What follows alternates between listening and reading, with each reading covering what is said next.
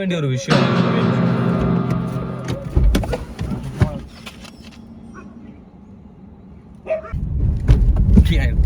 கேசரியை கிண்டி வச்சிருக்காங்க, பஞ்சாமிரத்தை கரைச்சி வச்சிருக்காங்க. நீங்க சென்ட்ரல் கவர்மெண்ட் ஸ்டேட் கவர்மெண்ட் சேர்ந்து பயப்படுற அளவுக்கு என்னத்தை கிண்டி வச்சாங்கன்னு தெரியல. ஒரு மனுஷனோட படத்துக்கு ஒரு தடவை 2 தடவை எதிர்ப்பு வரலாம். காவலன் படத்துல ஆரம்பிச்சு கத்தி, தலைவா, ஒன்னும் இல்லாத படம் புலி படத்துக்கு கூட அவ்வளவு பஞ்சாயத்து பண்ணீங்க. இப்ப என்னடானா அவர் மத காலத்தை தோன்றாரு, அதை பண்றாரு, இதை பண்றாருன்ட்டு இவ்வளவு பஞ்சாயத்து பண்றீங்க. சாதாரண ஒரு படம், அது ஒரு கெரியனோட உச்சத்துல இருந்த ஒருத்தர் விட்டுட்டு சினிமாக்கு வந்தார், இதெல்லாம் பிளா பிளா பிளா பெரிய விஷயம். ஆனா எல்லாத்தையும் தாண்டி ஒரு சாதாரண ஒரு படம், அவ்வளவுதான். அது எல்லா படம் மாதிரி இப்ப பராசக்தி இருந்துச்சு, அந்த ஒரு படம் அவ்வளவுதான். ஸோ ஒரு படத்தை ரிலீஸ் பண்றதுக்கு இவ்வளவா? 5 பேர் சேர்ந்து ஒரு சென்சார்ல ஒரு படத்தை பார்த்துட்டு அதுல 4 பேர் மெஜாரிட்டியா அது ஓகே பண்ணதுக்கு அப்புறமா ஒரே ஒருத்தர் மட்டும் அந்த படம் சரியில்லைன்னு சொல்லி சென்சார் போர்டு ஹெட்ல கம்ப்ளைண்ட் பண்ணி அதை கேஸ் போட்டு அந்த படத்தை இப்ப நீங்க நிறுத்தணும்னு சொல்லி அந்த படத்தை நிப்பாட்ட சொல்லி, நான் என்ன கேட்கறேன்னா, 33 வருஷம் தமிழ் சினிமால இருந்து ஒரு சினிமாவை ஒரு தன்னோட கட்டுப்பாட்டில் வச்சிருந்து, சொல்ல போனா தமிழ்நாட்டுக்கு சினிமா துறையில ஒரு நல்ல பேரை வாங்கி கொடுத்து ஒரு இடத்துக்கு கொண்டு வந்த ஒருத்தர், இப்ப அவர் அரசியலுக்கு வந்துட்டாருங்கிற ஒரே காரணத்துக்காக இவ்வளவு அப்பட்டமா எதிர்க்கிறீங்களே. இதுக்கு பின்னாடி வந்த படம், இதுக்கு அப்புறம் கொடுத்த படத்துக்கெல்லாம் நீங்க சென்சார் சர்டிபிகேட்டை கொடுத்து எல்லாம் பண்ணிட்டீங்க. 9ஆம் தேதி படம் ரிலீஸ்க்கு நீங்க இப்பதான் 9ஆம் தேதி தான் நீங்க ஜட்ஜ்மெண்டே கொடுப்பீங்களாம். 9ஆம் தேதி படத்துக்கு 9ஆம் தேதி ஜட்ஜ்மெண்ட் கொடுத்து எப்ப அந்த படம் ரிலீஸ் பண்றது? இந்த சீப்பை ஒழிச்சு வச்சா கல்யாணம் நிக்குங்கிற கான்செப்ட்லயே இன்னும் வேலை செய்யாதீங்க. பொம்மை வேணாம், சவுக்குமார் நானும் பேச ஆரம்பிச்சிருவேன். ஸோ நீங்க எதுக்குறது தப்பு இல்லை, ஆனா அட்லீஸ்ட் ஒரு ஒரு ஒரு நியாயமான ஒரு எதிர்ப்பாவது இருக்கணும்ல. நம்ம ஒருத்தர் எதிர்க்கிறோம், அந்த எதிர்ப்புல ஒரு சின்ன ஒரு அநியாயத்துக்கு எதிர்க்க கூடாதா? நியாயம்னு ஒரு சின்ன தீய சக்திகிட்ட போய் நியாயம் தருவதா சரியா இருக்குமா? அது முடியாது.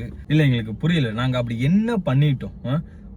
லாஸ்ட் ஒன் டைம் இத்தனை வருஷம் படம் நடிச்சப்ப எல்லா படத்துக்கும் பஞ்சாயத்து பண்ணீங்க, பிரச்சனை பண்ணி எல்லாத்தையும் கடந்து சரி இதில்லாட்டி அடுத்த பார்த்துக்கலாம், இதில்லாட்டி அடுத்த பார்த்துக்கலாம், தாண்டி தாண்டி தாண்டி தாண்டி தாண்டி தாண்டி இவ்வளவு தூரம் வந்துட்டோம். லாஸ்ட் ஒன் டைம் அவரும் மனசு உடஞ்சு அந்த விஷயத்த சொல்லிட்டு போயிட்டாரு, நாங்களும் மனசு உடஞ்சு அந்த விஷயத்தை ஏத்துக்கிட்டு சரி கடைசி ஒரு தடவாவது நாங்க சந்தோஷமா இருக்கலாம்னு நினைக்கிறப்ப அந்த சந்தோஷத்துலேயே மண்ணை தூக்கி போடுற மாதிரி இந்த தீய சக்தி பண்ற வேலையா இல்ல இது எந்த சக்தி பண்ற வேலைன்னே தெரியல. நான் ஒரு சாதாரண சினிமால நடிச்ச ஒரு நடிகர் நீங்க அரசியலுக்கு வந்தாரு, அவ்வளவுதான். அப்ப அரசியலுக்கு வந்தாரு, நீங்க தான் 70 வருஷமா அரசியல் பண்றீங்களே. 70 வருஷமா அரசியல் இருக்கிற உங்களுக்கு நேத்து ஒருத்தனை பார்த்து ஏன் இவ்வளவு பயப்படுறீங்கன்னு நான் கேட்கிறேன். நேத்து வந்தவன் தானே, நேத்து வந்தவன்லாம் ஆசைப்படுறான், நேத்து வந்தவன்லாம் எதுக்குறான்னு சொன்னீங்க. இப்ப நேத்து வந்தவனுக்கு ஏன் சென்ட்ரல் கவர்மெண்ட் இல்ல ஸ்டேட் கவர்மெண்ட் சென்ட்ரல் ரெண்டு சேர்ந்து பயப்படுறீங்க? அப்படி என்ன கேட்டா கேசரி கிண்டி வச்சாங்க, அல்வா கிண்டி வச்சா, நீங்க கேசரி கிண்டினதுக்கே வேணாம், சென்ட்ரல் இருந்து ஸ்டேட் வரைக்கும் பயப்படுறீங்க. இதுல நாங்க வேற ஏதாவது கிண்டணும்னா நீங்க என்னத்துக்கு ஆவீங்கன்னே தெரியல. இந்த கிண்டனுக்கு நீங்க எல்லாம் சேர்ந்து இந்த கிண்டிட்டு இருக்கீங்க, இனி நாங்க கிண்ட ஆரம்பிச்சா நீங்க என்ன ஆவீங்கன்னே தெரியல. அப்படி என்ன அந்த மனுஷன் பண்ணிட்டாரு? மக்களுக்கு நல்லது பண்ணணும் தான் நினைச்சாரு, வேற தான் நினைச்சாரா? சம்பாதிக்கணும்னு நினைச்சா இன்னைக்கு 250 கோடி 200 கோடி சம்பாதிக்கிறாரு. இன்னும் மார்க்கெட்டை கொஞ்சம் ஹைல கொண்டு வச்சுட்டு ஒரு படத்துக்கு 300 கோடி கொடுங்க அப்பதான் நடிப்பேன் அப்படின்னு சொல்லிட்டு வாங்கி நாங்க என்ன மற்ற ஆக்டர்ஸ் மாதிரி வாங்கி போறது நாங்களா வச்சுக்கிட்டோம். ஏன் ரஜினி பார்த்து இந்த கேள்வி கேட்டீங்களா நீங்க? இல்ல யாரை பார்த்து இந்த கேள்வி கேட்டீங்க? ரஜினி உங்களுக்கு இவ்வளவு சம்பாதிக்கிறாரு, ஏன் நம்ம இதுல தமிழ் சினிமாவோட சூப்பர் ஸ்டார், இந்தியாவிலே சூப்பர் ஸ்டார் அவரு தானே, அவர் மக்களுக்கு என்ன பண்ணாரு? அப்படியே பண்ணாலும் அவர் சம்பாதிச்ச காசுலாம் பண்றாரு, அதான் நாங்களும் பண்றோம். இன்னைக்கு நாங்க சம்பாரிச்ச காசுல இங்க மக்கள் இயக்கத்துல ஆரம்பிச்சு இன்னைக்கு தமிழக வெற்றி கழகமா இருக்க வரைக்கும் பூராத்தையுமே ஒருத்தர் தனிப்பட்ட உங்களை சம்பாரிச்சு அந்த காசை தான் செலவு பண்ணிட்டு இருக்காரு, தாண்டி உங்களை மக்கள் பணத்தை ஏமாத்தல. மக்கள் பணத்தை வரியை பூரா வாங்கிட்டு நான் இதை பண்றேன், நான் அதை பண்றேன், நான் இதை செய்யறேன், அதை செய்யறேன் எதையுமே செய்யாம ஏமாத்த கிடையாது. நீங்க 4 வருஷமா எனக்கு புரியல, 4 வருஷமா நீங்க ஒண்ணுமே பண்ணாம இந்த லாஸ்ட் 1 இயர்ல எல்லா திட்டத்தையும் சும்மா கண்திரப்பிக்காக பண்ணிட்டு இருக்கீங்க. எங்க ஊர்ல இந்த உடுமல்பேட் போடிபேட்ல இங்க பஸ் ஸ்டாப் கட்டிட்டு இருக்கீங்க. எனக்கு நினைவு தெரிஞ்சது அங்க பஸ் ஸ்டாப்பே கிடையாது, இருந்தது இடிச்சிங்க. இப்ப இந்த 4 வருஷமா கட்டிக்கலாம்ல, இப்ப பஸ் ஸ்டாப் கட்டிட்டு இருக்கீங்க.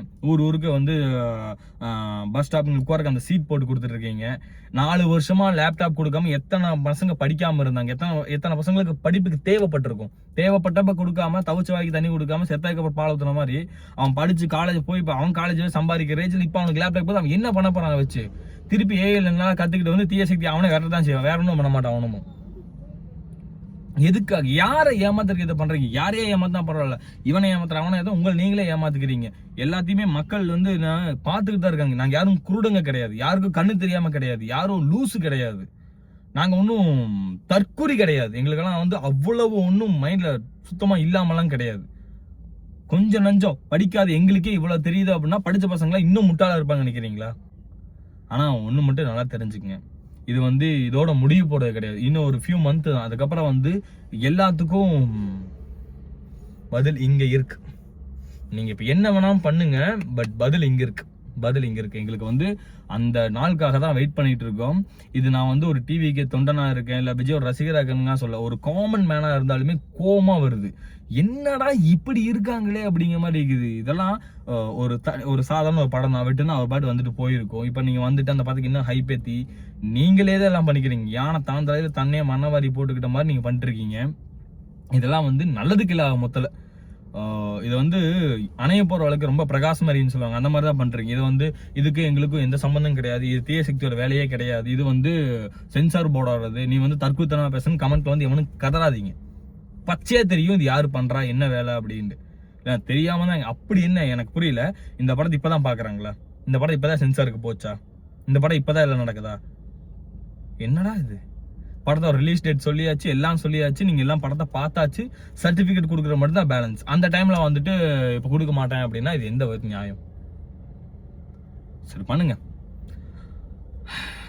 ஆனா ஒண்ணு மட்டும் சொல்றேன், நீதி தான் ஜெயிக்கும், நியாயம் தான் ஜெயிக்கும். ஆனால் கொஞ்சம் லேட் ஆகும், பட் ஜெயிக்கும். கான்ஃபிடென்ட்டாக இருங்க, வெற்றி நிச்சயம். ஆனால் இவங்க எல்லாரும் பண்ணுறதை வச்சு ஒரு விஷயத்தை மட்டும் நம்ம கற்றுக்கணும். வாழ்ந்தா விஜய் மாதிரி ஒரு வாழ்க்கையை வாழணும். நம்ம என்ன சொல்கிற வாழ்க்கையை எவ்வளோ எதிர்ப்பு, என்னை எவ்வளோ டாமினேட் பண்ணுறாங்க, எனக்கு இவ்வளோ கஷ்டம் கொடுக்குறாங்க, இவ்வளோ இதெல்லாம் வர்றப்ப அவர் நினச்சி பாருங்க, இந்த மனுஷனை விடவா நமக்கு வந்து கஷ்டம் வந்துட போகுது, இதை விடவா நம்மளை போட்டு ஒரு மாதிரி டம்ப் பண்ணிட போகிறாங்க.